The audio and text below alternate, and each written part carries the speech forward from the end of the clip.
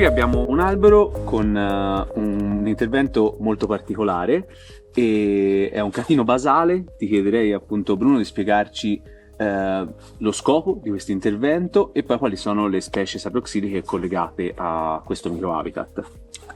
Allora, bisogna pensare che in natura, quando i boschi diventano vecchi, si incominciano a creare tutta una serie di i cosiddetti dendrotelmi, il termine tecnico, che per esempio in specie con capacità pollonifera, tipo il faggio, vengono dal fatto che ci sono dei ricacci basali che poi rimangono soppressi, muoiono e marcendo aprono queste cavità alla base delle piante. Queste cavità vanno a raccogliere lo stem flow, quindi l'acqua che la chioma capta e fa scorrere sul fusto, e in queste cavità appunto ristagna l'acqua, e questo è molto importante per tutti quegli animali, principalmente per gli insetti che hanno la fase larvale in acqua. Molto importanti per esempio in bosco sono i sirfidi, che sono degli impollinatori molto importanti appunto.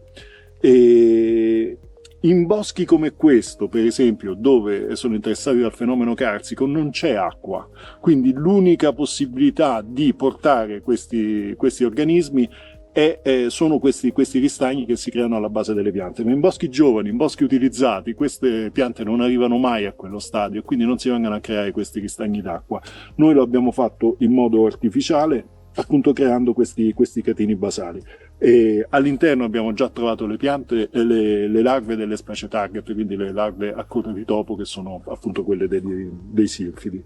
Ma questo va a creare, ogni singolo intervento magari ha alcune specie target, ma incidentalmente agevola anche altre specie. Per esempio qui vedete la corteccia è rialzata, anche in questo punto si vanno a creare tutta una serie di anfratti che sono utilissimi anche per altri insetti, l'abbiamo già detto prima, anche per i pipistrelli ed altri animali. Ecco, ma sulla scelta delle piante su cui eseguire un intervento del genere ci sono appunto gli accorgimenti particolari? Diciamo che sia questo, sia l'altro tipo di intervento, che sarebbe l'apertura delle cavità in quota, ovviamente noi abbiamo, se vogliamo che la chioma capti l'acqua e la porti, perché anche con eventi meteorici di piccola entità riesca a portare l'acqua qui, la pianta deve essere viva, deve essere attiva.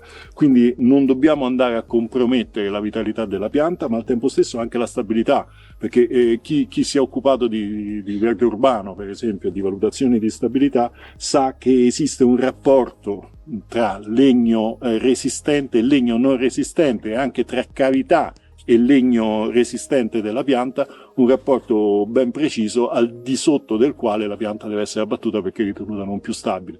Quindi si può togliere massimo un terzo del legno, lasciando i 2/3 ancora attivi e stabili.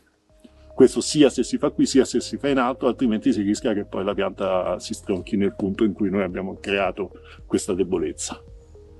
Ecco, vedevamo però che non tutti i catini basali risultano in questo momento riempiti, ecco. E quindi voi state facendo appunto degli studi per capire qual è il motivo, appunto. Quindi ancora probabilmente non lo sappiamo, ma il dito nella piaga. Ecco.